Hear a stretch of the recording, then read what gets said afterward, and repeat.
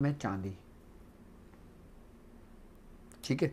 अब उसके बाद है इसमें तांबा यानी कि जिसको कॉपर कहते हैं। उसके बाद है इसमें लोहा यानी कि आयरन। अच्छा, जस जिंक। उसके बाद पीतल यानी कि ब्रास जिसे कहा जाता है। ठीक है। अब इसका एक रेशो है कि जिन रेशो से हमने इसकी एक पतरी बनानी है। ठीक है। और अच्छा, अब इसमें है एक धातु है सोना यानी गोल्ड। ठीक है। अब इसकी तरतीब क्या है, इसका तरीका क्या है।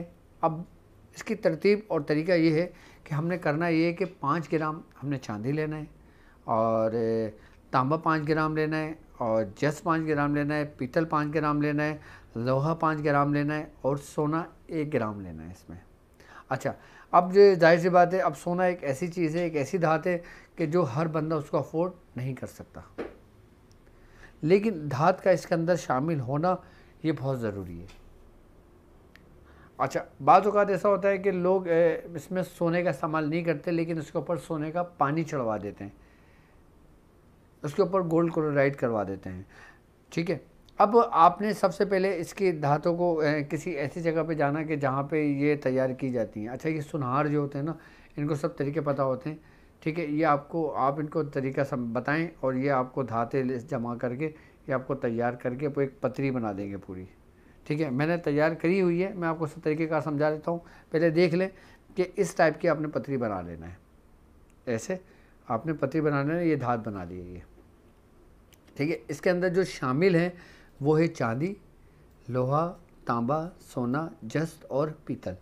आपने ये सब उनको देना है। आप ख़ुद घर में नहीं कर सकते ये यकीनन उन्हीं लोगों का काम है जो कारखाने जिनके होते हैं, जिनके पास भट्टियाँ लगी होती हैं, जो उसको पिघलाते हैं।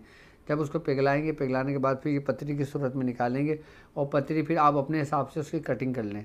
जो भी साइज़ आप रखना चाहें, आप बड़ा साइज़ रखना चाहें, 4 इंच का रखना चाहें, 5 इंच का रखना चाहें, 10 इंच का रखना चाहें, जो साइज़ आपको निकलता है साइज़ बना लें। हमने तो ये साइज़ तैयार करा था, ये बनाया था अभी, और अब इसके ऊपर यकम ज़िलत से पढ़ाई शुरू होगी, और पढ़ाई क्या शुरू होगी मैं वो भी आपको बताऊँगा। उसके बाद आपने ये नक्श इसके अंदर कुंदा करवाना है। ये नक्श अच्छा, ये नक्श है इसम बुद्धू का नक्श। आप शो करें इसको स्क्रीन के ऊपर। नक्श शो है, नक्श सब वाज़े नज़र आ रहा है। ये नक्श है, इस पतरी के ऊपर ये कुंदा कराया जाएगा। ठीक है। अब ये कुंदा करा लेंगे, कुंदा कराने के बाद ये तैयार हो जाएगा। अब आपने इसको तैयार करना है, यानी कि अब इसको पढ़ना है। ये एक पतरी बना दी आपने। ठीक है। अब ये देखें, ये मैंने बिल्कुल इसी तरतीब से भी मैंने तकरीबन कुछ ही पतरियाँ इसको तैयार करी हैं, इसको बनवाई हैं। ठीक है। अब मैं अपने शागिर्दों को बाकायदा मैं ख़ुद इस पर, जब यकम ज़िला शुरू होगा तो मैं पढ़ाई शुरू करूँगा इस पर, और 40 दिन का अमल मुकम्मल करूँगा इसको, ताकि मेरे साथ चलने वालों के लिए आसानियाँ हो और उन तक ये ख़ास चीज़ें आसानी के साथ पहुँच जाएँ। ठीक है। बताने का तरीका ये कि जो अब यकीनन जो मुख्तलिफ़ ममालिकों में रहते हैं, अब जाहिर सी बात है, अगर मिसाल के तौर पर एक शख्स बांग्लादेश में रहता है, एक शख्स हिंदुस्तान में रहता है, एक शख्स श्रीलंका में रहता है, इंडोनेशिया में रहता है, अब वो आसानी के साथ इसी फार्मूले के ऊपर बनाएं, इसको तैयार करें और इसको कुंदा करा लें। अच्छा, जब ये नक्श कुंदा करा लेंगे, उसके बाद ये आपने यकुम ज़िल हज से पहले तैयार कर लें।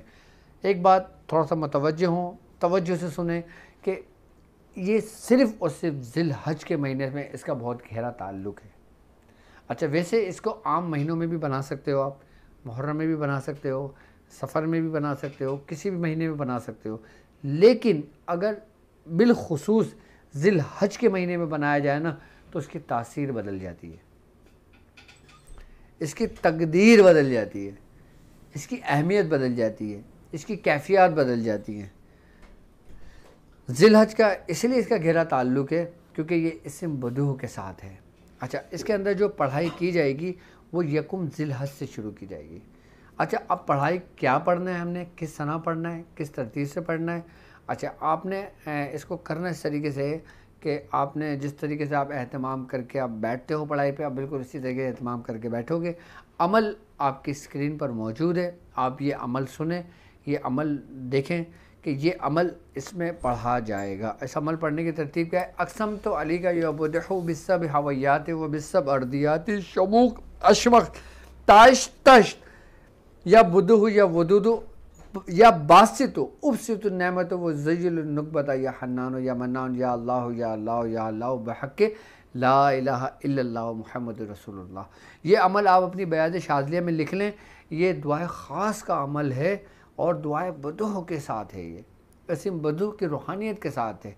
अच्छा, ये नक्श स्क्रीन पर शो कर दिया आपने, ठीक है। अब ये नक्शे आपको PDF भी मिल जाएगी, और जिन मेरे पास ब्रॉडकास्ट जिनकी बनी हुई है मैं उनको भी उसमें सेंड करवा दूंगा उस नक्श को, ठीक है। अब इसकी तरतीब क्या है, इसको पढ़ना किस तरीके से है और किस तरह से हमने करना ये है कि जब ज़िलहज शुरू हो आपका, तो आपने पहले 2 दिन इसको 200 मरतबा पढ़ना है, ठीक है।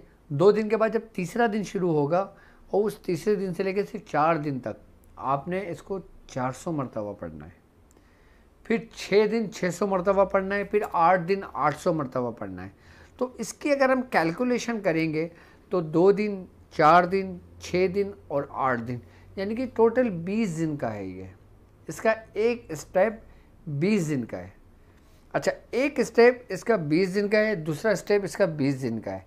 इसको मराजिल बहरीन मैंने इसीलिए कहा है कि ये 2 स्टेप हैं। ये दोनों स्टेप एक स्टेप यानी कि एक ज़ाहिरी बीमारियों को ख़त्म कर देता है, दूसरा स्टेप इसका रूहानी बीमारियाँ जो इसके इंसान के जिस्म के अंदर मौजूद हैं उसको ख़त्म कर देता है। पहला स्टेप जब 20 दिन आपका कंप्लीट हो जाएगा, उसके बाद आपने 21वें दिन से आपने इसको 800 मरतबा रोज़ पढ़ना है 8 दिन तक, फिर 600 मरतबा 6 दिन तक, फिर 400 मरतबा 4 दिन तक, फिर 200 मरतबा 2 दिन तक। तो ये आपके 40 दिन का आपका अमल पूरा मुकम्मल हो गया। अच्छा, ये अमल मुकम्मल करने से आप दुआए ख़ास के भी आमिल हो गए, आप नक्शे कुलज़म के भी आमिल हो गए, आपके पास ये पतरी कुलज़म भी तैयार हो गई, आपके पास नक्शा मराजिल बहरीन भी तैयार हो गया। एक काम करने से आप कितने आपको फ़ायदा हुआ कि आप इस दुआ की भी आमिल हो गए, आपने नक्शे कुलज़म भी बना लिया। आई बात समझ में? और अच्छा, अब इसके ज़रिए क्या क्या होगा मैं वो आपको बताऊंगा, पहले तरीका समझ लें।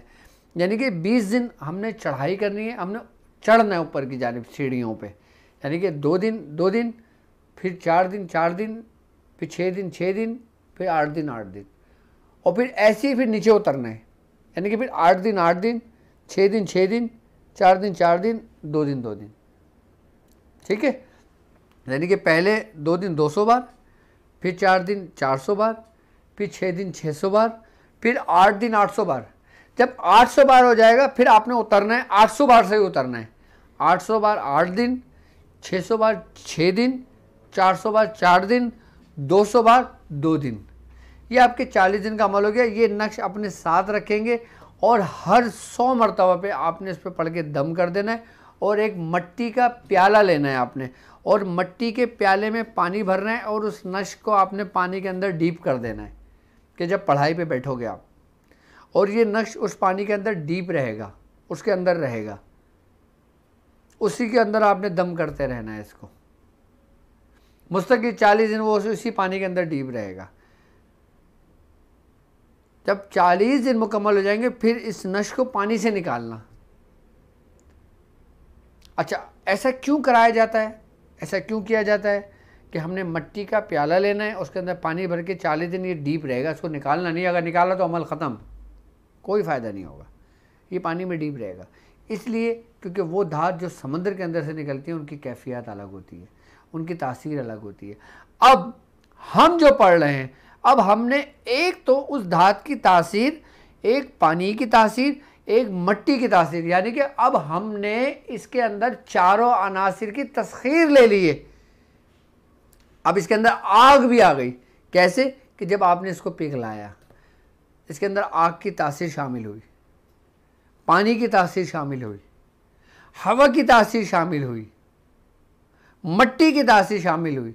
चारों अनासिर की तासीर इसके अंदर मौजूद हो गई। अब चारों अनासिर की तस्खीर इसमें मौजूद हो गई। 2 मुवाफिक और 2 गैर मुवाफिक को हमने अलग अलग कर दिया, फिर एक को एक के हिस्से में दे दिया, एक को एक के हिस्से में दे दिया, तो दोनों का गलबा एक पर आ गया और दोनों को समेट कर उसने ख़त्म कर दिया। ये तो है इसकी ज़ाहिरी तासीर। अब इस तरह पढ़ने से आप दुआए ख़ास के भी हामिल हो गए। अब इस दुआए ख़ास के ज़रिए अगर आप हिज़्बुल बहर का हामिल, आपकी हिज़्बुल बहर जारी हो गई। सूरह कुरैश के आमिल है, सूरह कुरैश जारी हो गई।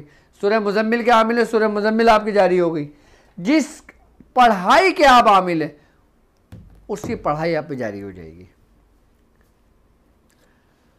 अच्छा, अब हम इस पतरी कुल्ज़म के ज़रिए, यानी कि इस नक्शे कुल्ज़म के ज़रिए अब हम मरीज़ों का इलाज कैसे करेंगे, अब हम उस तरफ आते हैं। अब मिसाल के तौर पे अगर आपने अपने किसी मरीज़ को ये मेहनत करके बना के इसको दे दिए मरीज़ को, अब ज़िलहज्जा में आपने जितनी बनाना चाहें उसको बना लें। आप इसको 10 बनाएं, 50 बनाएं, 100 बनाएं या 1 बनाएं, तरतीब पूरी होगी। एक नक्श पे भी यही मेहनत होगी, 100 नक्श पे भी यही मेहनत होगी। लेकिन ये नक्श जब इस पतरी के ऊपर कुंदा हो गया तो उसकी तासीर बदल गई, उसकी कैफियत बदल गई, उसकी माहियत बदल गई, उसका असर बदल गया, उसकी तासीर बदल गई इस नक्श की। इसके ऊपर पीछे बाकायदा इजाज़त के साथ मेरा नाम लिखा हुआ है, डॉक्टर अब्दुल वाजिद शाज़ली इसके ऊपर। अब इसका फ़ायदा ये है कि अगर मिसाल के तौर पर किसी शख्स के आप जादू का उतार करते हो, अब आपने चौकी के ज़रिए उतार किया, आपने जादू के पढ़ाई के ज़रिए उतार किया, आपने पंछी के ज़रिए उतार किया, आपने मुख्तलिफ़ तरीक़ों से जो आपको आपके बुज़ुर्गों से तालीम हुए, जो आपको आपके उस्तादों से तालीम हुए, जो कुछ आपने सीखा उसके ज़रिए आपने इलाज किया। अच्छा, बाज़ औक़ात लोग ये शिकायत करते हैं कि हम इलाज करते हैं, हो जाता है, उतार भी हो जाता है, लेकिन कुछ अरसे के बाद दोबारा कैफियत आने लगती है, हम इससे बड़े परेशान हैं। तो उनके लिए तो ये बड़ा अक्सीर है ये नक्शे कुल्ज़म। आपने इस नक्शे कुल्ज़म को उस मरीज़ को बना के दे देना है, उससे कहना है कि इसको अपने फ्रंट पे, अपने ड्राइंग रूम में, कहीं भी लाइक अपने एंट्रेंस पे या कहीं भी उसको लगा दे। अच्छा, इस नक्श की ख़ास बात है कि अगर घर पे कोई जादू होता है, कोई असरात आते हैं, कोई नेगेटिविटी की रेस आपके अंदर आती है, तो इसकी कैफियत बदल जाती है। आप ख़ुद अपनी आंखों से देखना, इस नशी ये कैफियत हो जाती है कि इसके अंदर हिद्दत पैदा हो जाती है। अच्छा, बाज़ लोग शीशे के अंदर नक्श लगाते हैं ना, कि शीशा कहते हैं कि शीशा टूट जाता है। आप इस नक्श को लगा दें, ये नक्श जब कोई ऐसी हरारत वाली चीज़ आपके घर के अंदर दाखिल हो, हरारत वाली चीज़ से मुराद कि जैसे जिन्नात, जैसे शयातीन, जैसे वो मखलूक जो आग से पैदा हुई है, जादू जो हरारत रखता है कि जब घर के अंदर उसकी क्या असरात दाखिल होते हैं ना, तो ये गर्म होने शुरू हो जाती है, और यहाँ तक है कि ये इतनी सुर्ख हो जाती है कि जैसे अंगारा, और उसके बाद ये अपनी नॉर्मल हालत में आ जाती है। यानी कि उस घर के अंदर जब कोई जादू होता है, उस घर के अंदर जब कोई असरात दाखिल होते हैं, जब उस घर के अंदर कोई चीज़ें शामिल होती हैं ना, तो यही नक्श कुल्ज़म जो है ना, ये इसको अपने अंदर सल्ब कर लेता है। सल्ब करने के बाद इसको कैद कर देता है, कहाँ पर? इसी शमुक्त और अशमक्त के ज़रिए, कि जो इसके अंदर मौकलान मौजूद हैं, जो सुर्ख जिन्नात मौजूद हैं, इसके जो मौकलान हैं वो इसको बाकायदा तौर पर इन्हीं शयातीन को, इन्हीं उसको इसी नश के ज़रिए मुंतकिल करके इसको हैकल सुलेमानी के अंदर कैद कर देते हैं। अच्छा, अब एक वो होता है कि जो आमिल, जैसे एक शख्स ये सब जानता है, वो खुद कर रहा है। अब एक शख्स नहीं जानता ये रास्ते, वो नहीं जानता इन जेलों को, वो नहीं जानता इन तरीक़ों को, तो वो इस नक्श को बनाए, उसके बातिनी असर पे यही चीज़ें, यही काम सब कुछ हो रहा होगा। जो ड्यूटी आपने जिस मौकलान की, जिस सुरुख जिन्नात की आपने लगाई है ना इस पढ़ाई के ज़रिए, तो वही बाकायदा तौर पर उस शयातीनों को, उनको कैद करके बाकायदा तौर पर वहीं इसको हैकल सुलेमानी के अंदर कैद कर देते हैं। ये सुर्ख होने लगता है, उसके बाद फिर ये बिल्कुल अपनी माहियत चेंज होने लगती है। आप खुद अपनी आंखों से देखना, जब इसको अपने घर में लगाओगे, जब इसको तैयार करोगे,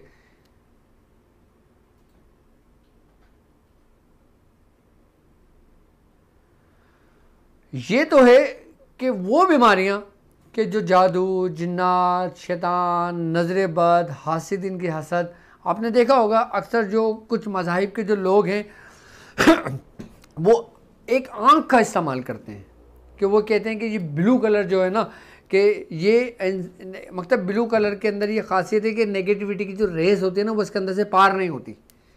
ये इनका कॉन्सेप्ट है, ये इनका एक यकीन है। आपने देखा होगा अक्सर जो लोग बाहर ममालिक में रहते हैं, जो USA, UK, Canada, France, Germany, बाहर मुल्कों में रहते हैं, यूरोप साइडों में, वो मुख्तलिफ़ किस्म के लॉकेट्स उन्होंने देखे होंगे कि जिस पे आइज़ बनी होती है। अच्छा, उन लोगों के अपने मज़ाहिब के मुताबिक ये उनका अक़ीदा होता है कि ये जो आइज़ है ना, ये बाकायदा तौर पर उसको अपने अंदर नेगेटिविटी को सल्ब करने की सलाहियत रखती है कि इंसान को नागानी आफतों से महफूज रखती है वो लॉकेट।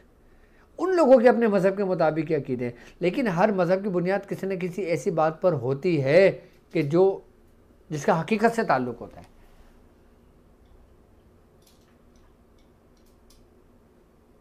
हमारे बुज़ुर्गों ने तो हमें बहुत पहले ये चीज़ें तालीम करी हुई थी, लेकिन ये आँख के जो लॉकेट और आँख के जो तरीक़ेकार बनाए तो इन लोगों के अपने हैं, अपने जहनी कॉन्सेप्ट हैं इनके ये। जबकि असल जो था ना वो नक्श कुलज़ुम था। असल जो है ना वो कुलज़ुम ही है जिसको कहा जाता है, जो हम तक हमारे बुज़ुर्गों से पहुँचा, कि जो अपने अंदर सल्ब करने की सलाहियत रखता है। आप इतना बड़ा ना बनाएं, आप इसको छोटा बना के अपने गले में डाल लें लॉकेट बना के, आप इसको अपने घर में रख लें, आप इसको अपने पर्स में रख लें, आप इसको अपने जिस्म के करीब रखें, आप इसको किसी बीमार शख्स के करीब रखें, कि इसकी खासियत ये है, इसकी खासियत ये है कि ये इंसान के अंदर के जरासीम, इंसान के अंदर के वायरस, इंसान के अंदर की जो बीमारियां होती हैं ना, अकल इसको तस्लीम करती है। अब साइंस इस चीज़ को मान रही है। अब हर हॉस्पिटल्स के अंदर सूरह रहमान की बाकायदा तौर पे आईसीयू में तिलावतें लगाई जाती हैं।